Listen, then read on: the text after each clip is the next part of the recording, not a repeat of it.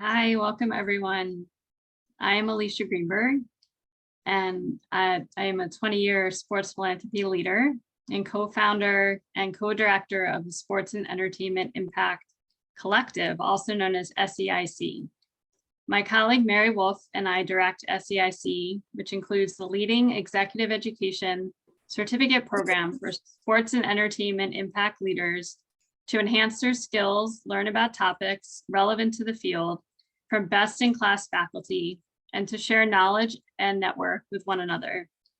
In addition to SEIC's annual executive education certificate program, we also create moments and events like this to convene our sector for important conversations around developing trends.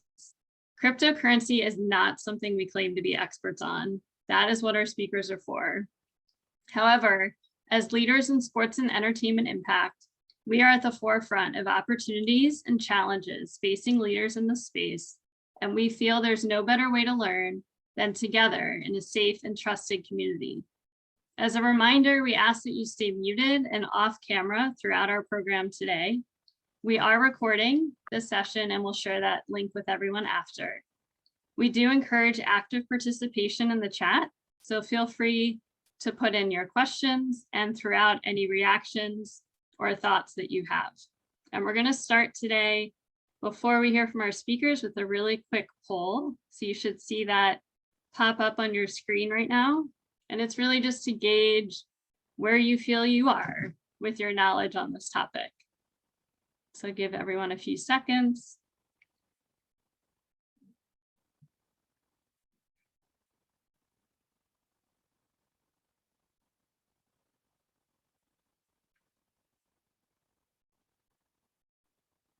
All right, let's see the results. So the results show beginner is where we are. And I will say that I am a beginner as well. So you're not alone, everybody. And some I know a little bit, and very few feel pretty comfortable, and one advanced. So that's great. So we're going to go ahead and get started. Thank you for sharing those poll results with us. It helps to know where everyone is as we jump in. So I'm going to call on each speaker individually with one specific question pertaining to their expertise. And speakers, when it's your turn, just to start, as a reminder, please share a brief 30-second introduction when you start your response. So Nick, we'll start with you. What are the key terms we all need to know, and how do you define them? We've all heard the terms cryptocurrency and NFT and blockchain and other terms. And can you define these for us and anything else you think is important for individuals diving into this space to understand? Sure. Thank you so much for the invitation. My name is Nick Fontova, but most people in the metaverse know me as Mr. Pink NFT. I started about 1 year ago. So 1 year ago, I didn't know what an NFT was, if that makes anyone feel better. And now I'm the Chief Marketing Officer of the metaverse team at Landmark Ventures, which is a company in New York that runs the House of First and the Royal Society of Players NFT. So cryptocurrency, I'm sure everyone's heard of Bitcoin and Ethereum and cryptocurrency, and that's a pretty easy one to define. Cryptocurrency is just digital currency as opposed to dollars or cash or coin. The great thing about digital currency, you see, people can think they have digital currency now, and yes, you can pay bills online using digital platforms, but you're still trading US cash most of the time. The great thing about digital currency is it's global. It's still hard to trade cash with my friend in Africa or China to get them money. There's a transfer process because there's international banks that control those different currencies. Cryptocurrency is a global currency that we share with individuals with no barriers, no bureaucracies, and no banks in between. That's called a decentralized network. And people say, well, without banks, how can they be controlled? And here's where the blockchain comes in. So I know for a while it was hard for me to understand the blockchain, but here's the way I explain it to people in non-technical terms. If you go to the grocery store today to buy an apple to keep the doctor away, you're going to get a receipt from the grocery store, and your bank is probably going to give you a receipt for the transaction if you use a credit card. You need those oversight committees to monitor our transactions. In a decentralized network, everyone else in the grocery store would actually give you a receipt. We don't need the company or we need the banks to confirm our transactions. And not only that, everyone in the store that gave you a receipt would get a small income percentage for using that service or doing that. That information is the blockchain. That's how the blockchain works. It's multiple different computers that confirm transactions through cryptocurrency. So now we've got a currency we can trade all over the world with our friends, and we've got a blockchain network to confirm these transactions that we don't need banks. Well, they say necessity is the mother of invention, and that's where NFTs came in. People said we need things to now be able to trade on this wonderful network with this new currency. And NFTs are non-fungible tokens. So they're digital assets that each have basically a thumbprint to identify it as unique or rare or scarce. And now we can trade these assets all over the world through the blockchain as NFTs. Okay, thank you so much. Lindsay, I'd love to hear from your point of view, especially around fundraising, how this is different than traditional fundraising, and what are the key questions someone should be asking before getting started? And what was your thought process when you were proceeding? And remember to introduce yourself quickly. Thank you. Great, thanks, Alicia. And thank you for having me here. My name is Lindsay Cobb. I work for Trees for the Future on the marketing team. We are a global nonprofit working with smallholder farmers in sub-Saharan Africa, primarily to teach them how to restore and revitalize degraded farmland. So a little outside the scope of a lot of all of you today on the call as far as your connection with sports philanthropy. But Alicia and I talked ahead of time about this, and I'll try to keep it in the broader sense of things for everybody here. But really our work is geared toward environmental efforts and ending hunger and poverty and the cycles of hunger and poverty for the farmers that we serve. So when it comes to fundraising, our organization has been around for over 3 decades, and we've seen it all in terms of how folks want to fundraise. Depending on when you've been in this space and for how long you've seen, wire transfers, PayPal. We use Classy as our primary platform for individual donors. So I'm sure all of you are very familiar with the many different ways that you can accept the funds from your donor community and those funds that make your work possible and make our work possible. In 2019, we really started exploring cryptocurrency, and like many of you at this point, I'm sure, had so many questions. And I remember it was pre-COVID and we were all in our conference room together, and we had members of the Giving Block, who we are partners with now, come in and explain the blockchain to us, like Mr. Pink just did. And all of us, I think, were just kind of furrowed brow, like, what is this? What do you mean? And so in that time, since 2019, our first cryptocurrency gifts clocked in at 3,000 USD total by the end of 2019. By the end of 2021, we had accepted 550,000 USD total for the year. So I'm really excited to share how that kind of came to be throughout this conversation.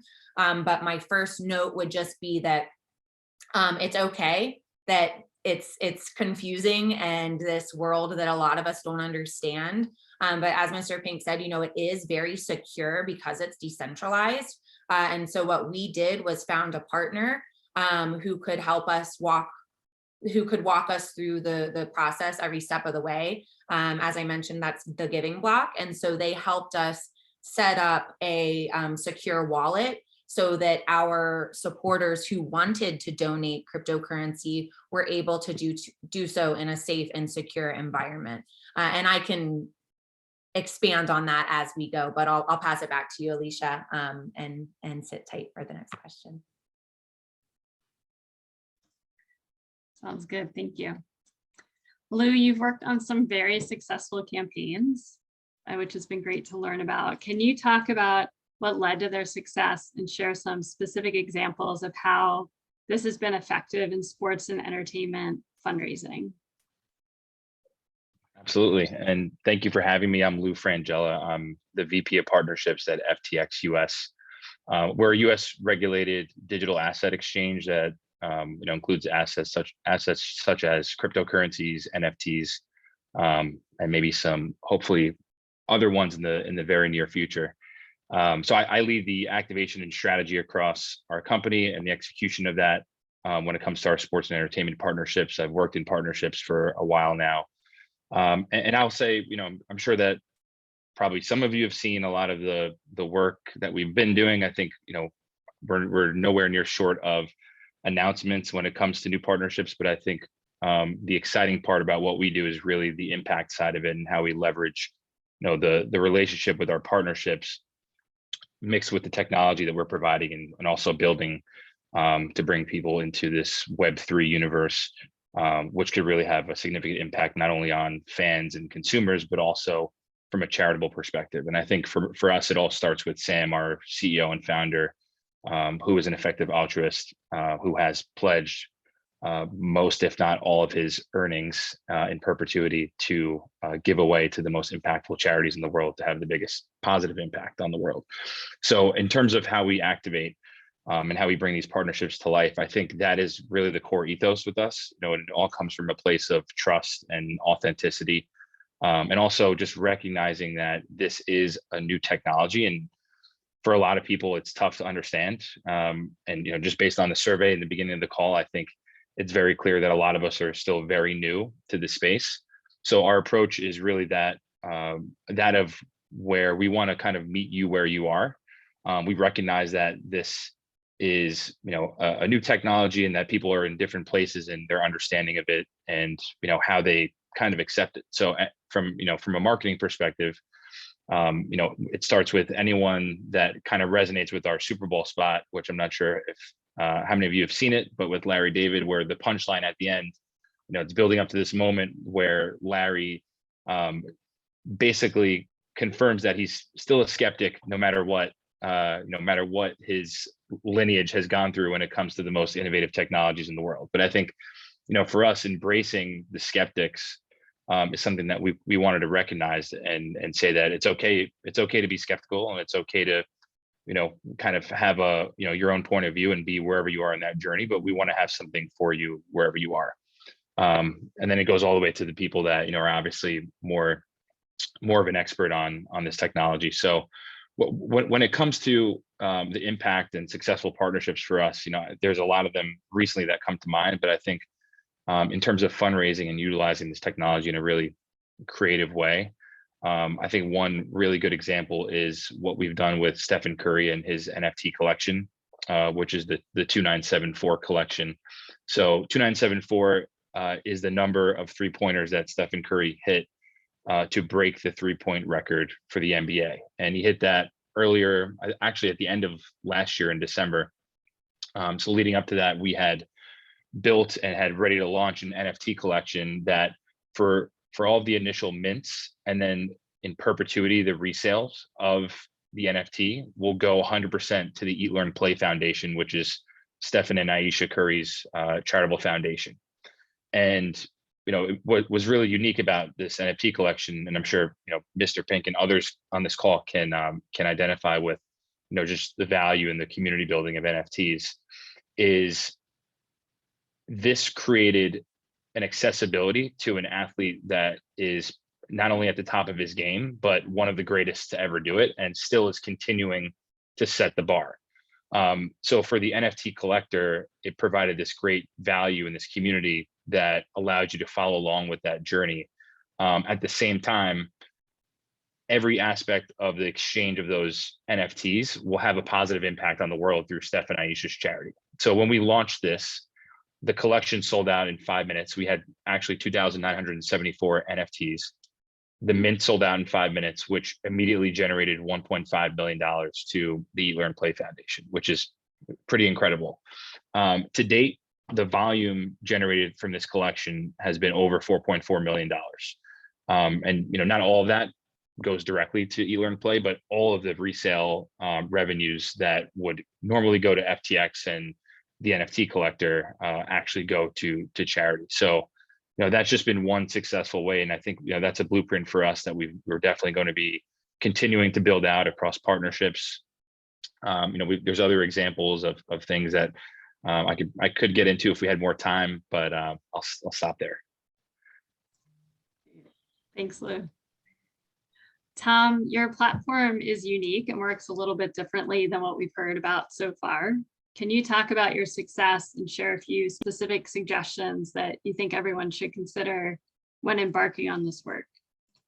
Yeah, absolutely. And thank you so much for inviting me to speak. So Tom, co-founder and CEO of With Others. With Others, we like to say we turn artists into activists and their fans into movements. Over the course of my long career in music and events, I came to understand that there is a tsunami of underserved desire on the part of fans, but more importantly on the part of artists, to be more involved in social change. But the old models shut 99% of them out. The old models depend on the tier one names in music, the superstars, to power the big fundraising concerts or charity galas, and the vast middle class of artists, they don't get the phone call. But they have a deep desire to do more. And so what we do is put the power into their hands to create social change from their fans. We have an ticketing and production automation platform that allows the middle class of artists to seamlessly create impact events that gather their fans and raise money for the causes that they care about. And all of that is powered by a unique Web3 based token economy that turns the ticket stubs from those events into utility tokens that give fans real ongoing benefits within our event ecosystem. And whenever those tokens are traded, they keep getting those artists and those nonprofits paid into the future forever, such that those organizations can benefit from the influence and the money raised from those artists on the night of their event, and then on and on and on into the future through our economy. And I suppose my one tip is sort of linked to that. The focusing specifically on tokens on NFTs. The NFT economy to date has sort of really been defined by collectability, and going forwards, I believe it's going to be defined by utility. Utility is like the key thing to be thinking about when thinking about your token issuance. Like for the average person, the next step in the adoption curve that we're on, the average person cares about, what does this thing get me? What is the utility that's associated with this asset? And as you're constructing your strategy in this sector, it's thinking about how can I bake real utility into these assets beyond their pure collectability. Thanks, Tom. Appreciate it. Lindsay, I know you've had a lot of success at your organization within this space. Can you share some specific examples that others can learn from, and even breaking down specific steps of how it really works, even as basic as how do you receive a donation? I'll start there. So like I said, we have a digital wallet set up through our partners at the Giving Block, and you can partner with other groups as well, but I'm going to be a proponent of our friends at the Giving Block throughout this call. So they set up a digital wallet for us, and that's embedded on our site. And so anytime that a crypto holder, and this applies to an NFT project gift, for those of you who are, you know, just beginning in this. So when someone hosts an NFT project, and they sell that NFT is sold on the blockchain. All the experts correct me if I'm wrong and misrepresenting this, because I'm still learning as well. And so when an NFT is purchased using cryptocurrency, let's say Bitcoin, that Bitcoin purchase is made on the blockchain, and the NFT project has committed a certain amount of money or a percentage of that project to us at Trees for the Future as part of this project. So let's say an NFT project said, we're going to donate 10% of sales to Trees for the Future. When they receive the payment in, let's say, Bitcoin, they take 10% of that and they send it to our digital wallet. And so those funds are immediately transferred into our digital wallet as that cryptocurrency, whether it's Bitcoin, Ethereum, whatever it may be. Immediately after that funding is received, the way that we have it set up for ease of use, for you know, donor confidence, it immediately transfers into USD currency and is placed in our bank account. So when donors are understandably a little unsure of how your crypto donation, how their crypto donation works, and in a volatile market like cryptocurrency, we're able to reassure them that it is secure and safe, because although the crypto market fluctuates very quickly and vastly, if a donation is made today, right now, through Ethereum, whatever that exchange rate is from Ethereum to USD at that moment is what that donor can be confident they are donating to us in USD, right? So it's not the concern of, if I donate X amount of Ethereum and the value of Ethereum tanks tomorrow, what does that mean for my donation?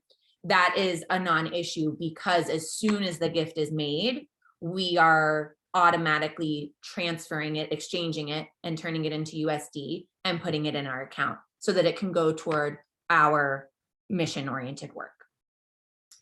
And please drop questions in the chat as well, if any of that was unclear. So when someone donates through an NFT project, it's the same thing. It's someone giving, let's say for my example, that 10%, someone donates 10% of their NFT sales to Trees for the Future. They drop it into our digital wallet, and then we receive it and put it in the bank, and it immediately starts going toward our work. Alicia, what was the other part of your question? Well, actually, I might stop you there for, Sure.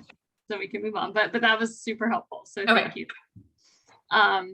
So Nick, I'm going to ask you about your success that you've had and see if you have a story to share with the group that you think would be helpful. Yeah, I mean, there's a few that, too quickly, if you're a creator out there, one of the things that I really love is, I was an art collector before I got into the NFTs. I followed art into the space. I just love collecting art. I'm a bit nomadic. I travel and I move a lot. So to have physical art didn't really work for me. I couldn't have 150 pieces of physical art anywhere with the way I travel. So NFTs for me are why I got into this space. And it's great to see the artists winning in the space. Because of the way you do contracts with NFTs, the original creator will always get a percentage of the secondary sale. So we've heard these stories about broken artists and starving artists, Van Gogh that dies in the street broke, and then their piece sells for $1 million later to someone else on the secondary market. It's great to know that any creator, whatever their art piece sells for, whether it was the first sale or whether it was sold a second time, they're always going to get a piece of the action. And it's really changed the way artists have operated in the space. A lot of artists have been able to quit their day jobs. From the project Cool Cats, a friend of mine, Klon, was drawing these little cats at street fairs for art year. For 8 years at these little fairs, these little drawings of cats going nowhere. Then NFTs came along, and now each cat's about 10 Ethereum or $30,000 each. So NFTs really can put it on the board for artists. Something a little more relatable. I've got a very good friend in the space who helped me on board very early on. And I always suggest to find a community and a mentor in the space, and don't try to be a hero and try to do it yourself. But about 9 months ago, they were looking to buy metaverse land. And I was like, metaverse land? What are you talking about? You're going to buy land on a computer in a metaverse. I was just starting, and I had a bit of a grasp, but I didn't have enough courage to do that. At the time, the Royal Society of Players, which is the company that I actually am the chief marketing officer for, I was just a community member with my friend. And he said, hey, I met some guys, and we're in this group to get alpha and to network and to make moves. And these guys want to buy some metaverse land. Do you want to get in? And I thought about it, and I said, I'm good buying pictures of animals. I'm not quite good on buying metaverse land yet. Well, good for him. I mean, because they worked together and met each other and got this network through this group, they were able to pull this money together and spend about $100,000 onto metaverse land. 2 different plots. Well, they sold the first plot for $500,000, and 2 weeks ago sold the second plot for 710 Ethereum. And this guy is an operations manager at a local factory. He's not a millionaire and didn't have money to throw away. But the idea that his life is so changed now, and he's paid off his house, and his wife and her company is starting a metaverse team. Just a year ago, we didn't know what NFTs were. So, the success stories that I have are from people that didn't know what NFTs were. I have a friend of mine who's his first card he ever minted, his first time he ever bought an NFT was through the Royal Society Mint. And we've got 16 jokers. And he got a joker, his first mint. And, the price value, the way his life has changed and embraced the space. It can happen very fast if you embrace the space and you understand community. There's just so many success stories, especially. And honestly, for me personally, I love that artists are being rewarded. And, it's kind of like with the blockchain, we don't need banks. We don't need galleries. We don't need art critics that tell people your art's not good enough and we can't put it in front of people. Right now, artists that are putting out great work can put it straight to consumers to buy and create communities and embrace it. And for me, that kind of decentralization and take control from the old structures and give it to the artist really makes it a beautiful and fun space, and it empowers the artist. I love that. Thank you so much. Thanks for sharing that. So we're going to switch gears a little bit to talk about risk. I think we've talked a lot about the success and how it's exciting, but what is the risk? So President Biden recently issued an executive order to regulate the space. This is likely the result of its popularity, but also the risk and the need for greater protection. So we're going to pause and do our second poll. So everyone get ready for that pop-up on your screen. And this poll is about how risky you think this is. So I'll give you a few seconds.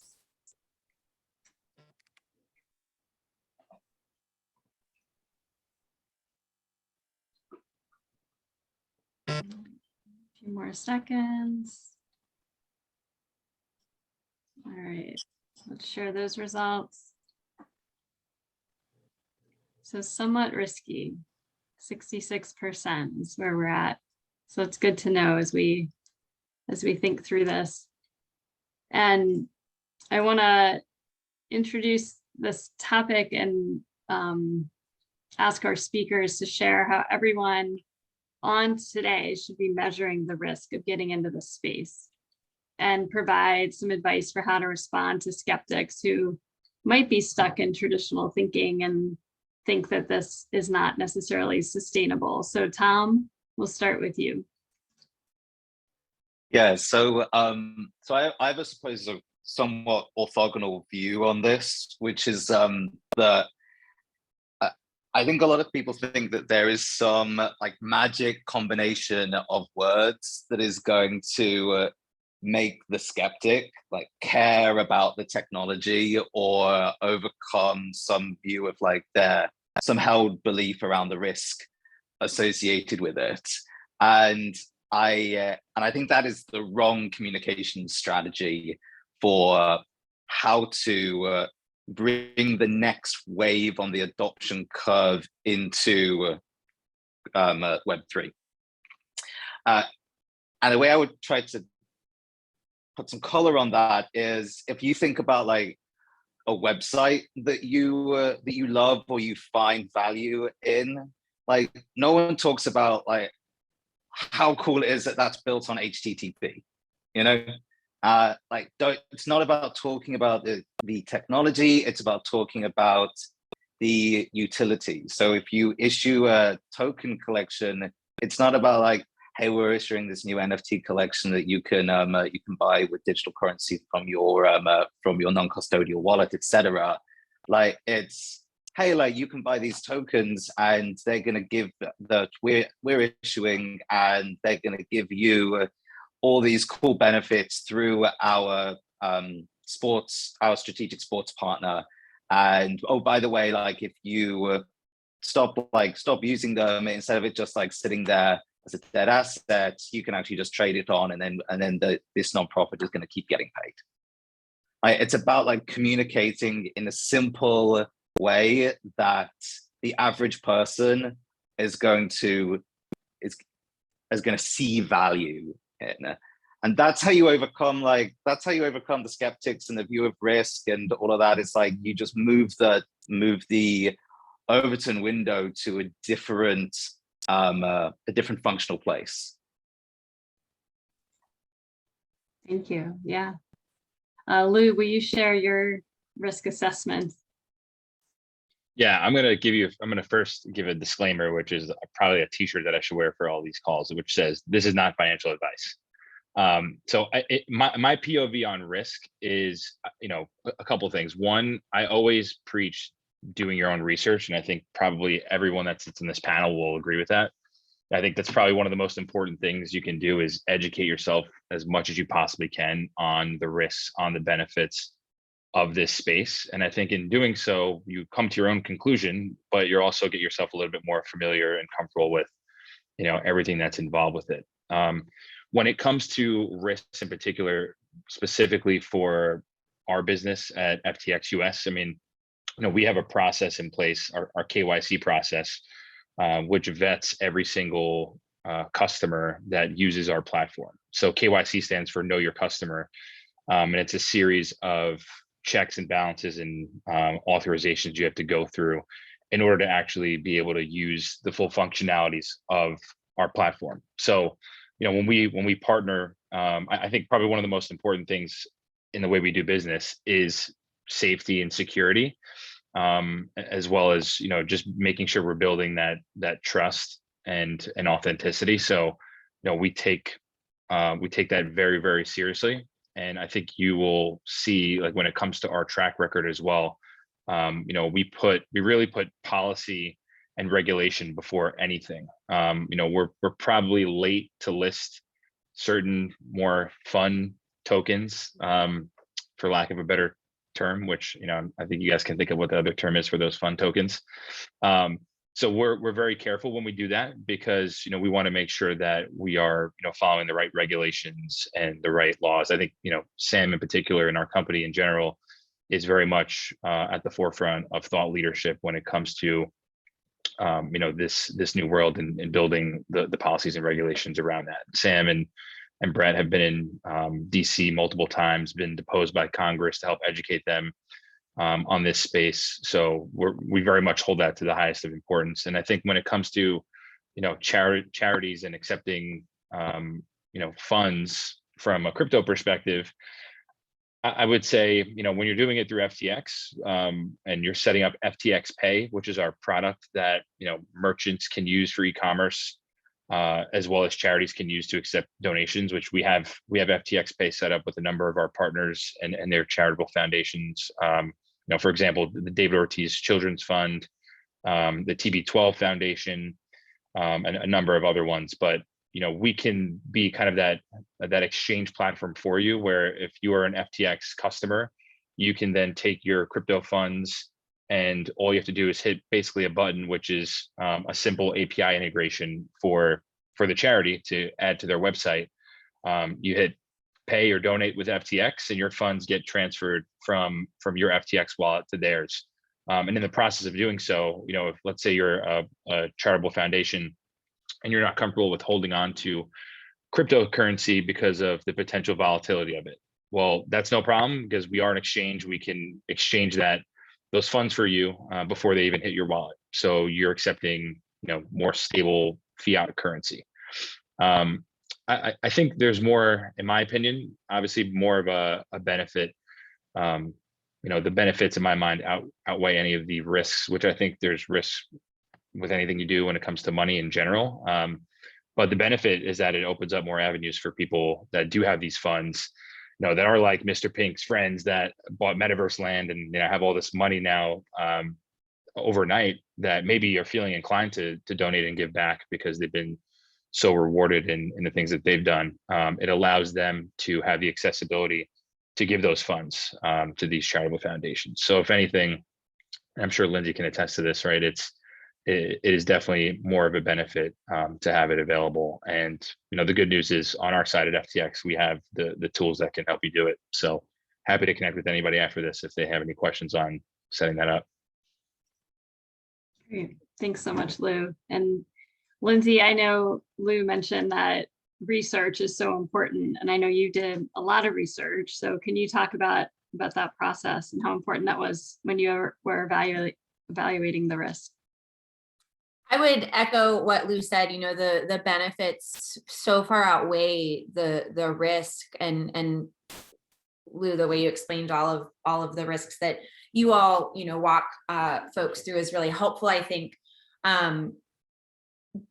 Because when you look at the outcome of this community of individuals and artist collectives and businesses who really want to be a part of this space, when you open that door to crypto philanthropy, you become a part of that community, and it's really incredible. A lot to learn very quickly, but it's really impressive to see all the individual donors and artists and creators who just want to use their talents for good.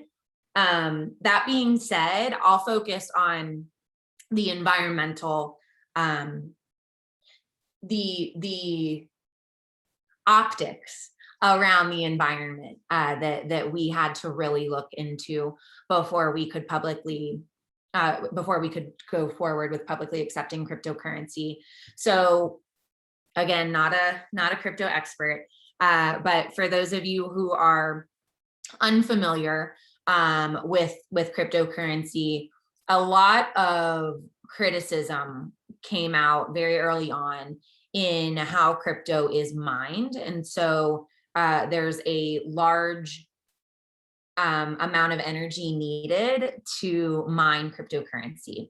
And the critics of crypto were shouting very loudly that cryptocurrency is bad for the environment because of the energy needed to make it work, right? And as an environmental nonprofit, we are constantly, as a nonprofit in general, we're constantly vetting who we accept money from, whether that's a corporation or an individual. And so this was no different. We had to look at what the environmental impacts of cryptocurrency were, and did the benefits outweigh the cost. And after doing a ton of research, we made the decision that it did, the benefits did outweigh the potential cost. Something to consider is how opaque traditional financial institutions are. So when you saw the environmental footprint of Bitcoin, you couldn't apply that over to another financial institution. You couldn't look at how much a brick and mortar institution has using energy on a daily, annual basis, and all of the different things that extrapolate out, and how those traditional institutions are impacting the environment. So it was really difficult for us to be able to spell out, well, this is how much of an environmental impact, you know, a traditional credit card company has, and this is how much an environmental impact a cryptocurrency has. And so at the end of the day, we saw the benefit of that community and the power of that community, and how transparent cryptocurrency is, and that in getting these criticisms about the environmental impact of mining cryptocurrency, you already saw these currencies starting to change the way they mined for it. So you see cryptocurrencies announcing on a regular basis that they're you know, changing their facilities to renewable energy sources, so that you know, when all is said and done, they're not having that type of impact on the environment when folks are mining it. So that was really important for us to do our due diligence, look through, and make sure that when someone specifically for us is donating to help restore the planet using cryptocurrency, there isn't this double-edged sword of, well, am I having a negative impact on the planet by using crypto in the first place? And so we were really comfortable with how our research fleshed out, and knowing that we were joining a community that is devoted to its members, that is really committed to making sure that they're doing things in a sustainable way. And if it isn't the most sustainable today, that they're working toward making it more and more sustainable with each passing day. That's great. Thanks, Lindsay. And Nick, I'm going to ask you a similar question about guidance around risk, and also anything you can share about remaining accessible to all, especially those who are not tech savvy. Oh. Nick, you're muted. That's going to be easy. I'm, as you can tell there, I'm proving my point. I'm not very tech savvy. I'll stay muted through entire calls and lose my password every day. And I'm the chief marketing officer of a metaverse team. So tech savvy is really just learning the tools. It's really about the creativity of the space. You don't need to be a tech person. I was never a gamer. It's really about imagination and understanding that anything in real life now we can do with digital assets, we can do there. It's just building. You know, I'm not a builder in real life. I can't get the permits, but I can build a building now. And it's really just where my imagination ends. But when it comes to risk, everybody has their own risk tolerance. So, you know, is it a risky space? You can't talk about risk without talking about reward. It's like talking about peanut butter and not talking about jelly. I like reward, and there aren't a lot of opportunities and investments that I see that I was looking around with enormous upside. So, you know, risk is a component of upside. We have a lot of members of the Royal Society that are professional athletes and players for the Pittsburgh Steelers and MLS players and professional basketball players. And we talk about some of their other investments in their portfolio. And it's some friends want to open a restaurant. 9 out of 10 restaurants are going to fail. That's not a great risk, and there's not a lot of upside. Maybe it's a clothing company or a beverage company. There's assumed risk in every industry, and in NFTs, some are going to succeed and some aren't. I think it was mentioned earlier, I don't look at NFTs in space. I look at a brand that just exists in the NFT space or in the metaverse. You know, I think we should evaluate these companies and these NFTs like we would a real world company. They just happen to exist in this new medium called the metaverse, not necessarily that they are NFTs. So, you know, 99% of investments I've made in real life haven't done it well, but none of them had the explosive return that NFTs had. So let's not forget, whenever we talk about risk, there's a return. And I tell my friends, find out what a reasonable part of your investment strategy is. You know, maybe you invest in stocks, maybe you invest in real estate, and a portion goes to NFTs. You don't need a lot of money to buy NFTs and make a lot of money. I think that's another misconception. People see Bored Apes and Cool Cats that are $200,000 NFTs. Well, a lot of those people didn't buy those at $200,000. They minted them on day one for $150. And there are still NFTs coming out every day with very reasonable price points and communities that can help you learn. So it's risk, just like risk exists in any other industry. I just think the reward is a little bit higher with NFTs because we're so early in the space and the upside is so high. Thank you. So we're going to go through this next section a little quickly. If you guys, you all could just do pretty short answers on these. I'm going to call on each of you to just quickly share one first step that someone should take after they've gone through the pros and cons and evaluate the risk, what is the first step? And also, what is one go-to resource? So really quick answers. What's the first step? What's the resource? And Nick, we'll start with you. I mean, I hate to say it, but I think that's why we're all here. We're the resources coming to things like this. Find a mentor and find a community that you can work with. Don't freak, this isn't for heroes. I have friends that try to do this on their own and call me heartbroken.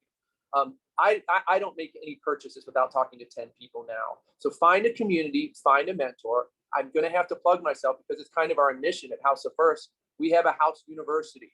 We have mentors. We have an onboarding program and toolkit, and we're a docs team. So, everyone on this call that you're witnessing would be a great resource to start. You can trust people that are in the space that are docs, and just be careful. Find people that you were introduced to and referred to. Find one or two communities and find a mentor in that community that's been in the space for 8 months. They can help you through any tech problems, any questions before you make any purchases. Thank you. Lou? Yeah, I totally agree. And I'm going to shamelessly plug something that we just launched, actually. So really good timing on this. I would you can go to ftx.us/notanexpert. It's actually an entire, content page that we just launched, which we're going to continue to update and iterate on. But it's centered around people like us, right? That are not experts, and are just looking for ways in which we can get started. We have really easy snackable content on there explaining what is Bitcoin, what is crypto. You'll see that our campaign that we just launched this week with Stephen Curry, where I'm not going to give it away, I'll let you guys watch it, but basically the premise of it is he's not an expert either. He's the greatest 3-point shooter of all time, but even he knows when to ask for some help and when to look to some resources to get started in a space that is really complex. So I think you can go check out some of the resources that we have, as well as just totally agree with everything that Mr. Pink said about finding a mentor, doing research. Really there's no like set answer for how to get started, but this conversation here is definitely one way. And yeah, just be curious and look for ways in which you can just find ways to actually have some tangibility to the product. I know, Tom talked about utility, right? Like utility is definitely going to be a massive part of everything that we do from an NFT perspective. So, find ways in which you can kind of get your hands on something that'll bring you into the digital world. Thanks. And Tom, why don't you share your... So I'm going to in part echo what Nick and Lucia have been saying about where to go for resources. The only thing I would add is, learn by doing. Go out there and go to one of the marketplaces, set up a wallet, make a purchase, and start to get like a real sense for the user experience that you want your audiences and your supporters to go through. And the best way of doing that is to experience it yourself and then to keep checking in on it, because this technology and these experiences are changing weekly. And therefore, like that experience is consistently evolving and consistently becoming more and more frictionless. So take your first step, get into it, and try it out for yourself. Great. And Lindsay? Agreed on all fronts. Find yourself a Lou, check out the giving block, look for help and accept that help, because it is a complicated space, but it's not unapproachable. The only other thing I would add from the others is, and I think this is a perfect space for it, for sports and entertainment, is Twitter. We are active on all social media platforms with our donor community, but Twitter was one that we just didn't have the same engagement with our supporters like we do on Instagram, for example. And then when we started accepting cryptocurrency, it really changed that that platform for us, and it really became a really powerful resource. So given how much, you know, the sports communities and the entertainment and art communities are involved on Twitter, I think it'll be a real easy shift for all of you, or if you're already on there. But start exploring on Twitter and just seeing what people are talking about in your space as it relates to NFTs and crypto, and you'll meet people who want to support you. Literally, they're so enthusiastic, and they just want to be part of what you're doing. So I would definitely take some time on Twitter. Great, thank you. All right, we're gonna wrap up by talking about the future. So I'm gonna launch one final poll here and see if everyone thinks this will last. So let's see really quickly what people say. And then as those are coming in for the speakers, I'm gonna ask you what the future of the space is and what should we be paying attention to? And if you could just keep your responses brief, a minute or less would be perfect. So I'm gonna share those results really quickly. Very interesting. Half aren't sure, 46% that it will be around forever. So good to hear. I'm gonna call on you again, if you all could kindly keep your responses to a minute or less, that would be great. And Lindsay, we'll start with you. Just don't wait. I would get into it and start experimenting and learning. I'll just read my numbers really quickly. Like I said at the beginning, in 2019, we raised $3 grand. In 2020, we raised 56 grand. In 2021, we raised just under $550,000 through crypto. This year already, we've raised over $110,000 in crypto. So there's a lot to be said for what your donor and supporter community can help you do through this platform. Thanks. And Lou, what do you think about the future? What should we be paying attention to? I would just say be open-minded and be open to experiencing it and learning about it, and you know, really just what the future of this could be. I think, you know, we're all going to need to kind of be in this together, and you know, even though we're all in different places in that journey, I think, you know, we'll all get to where we need to be. But I think, you know, our job as FTX is to provide the tools that you need to understand it and feel comfortable with it, and then hopefully when you're ready for it, we're here for you. So you know, hopefully you get to experience some of our partnerships, some of our activations that we have coming up. You know, we have a lot of them, so I think we'll probably meet a lot of you along the way. And you know, you can always reach out too if you have any questions. Like the 40-something% of you that are not sure, like that's what the 4 or 5 of us are here to do, is help you better understand it and be a resource for you. So you know, don't be hesitant to reach out and just learn more about it, but be open to it. And Tom, what are your thoughts? I mean, first off, echo exactly what Lindsay and Lou just said. It's a kind of it's a cliche in the space to say, but we are still really, really early, and looking forwards, like the technology is just going to become more and more accessible, more and more frictionless, more and more usable, and have more and more utility. And so just keep across how it's moving, and don't wait to get on the train now. And Nick? Yeah, we've got a term I think some people might know in the space called NGMI, and I'm so sorry to the 4% that don't think it's going to be around. Might not make it, not going to make it.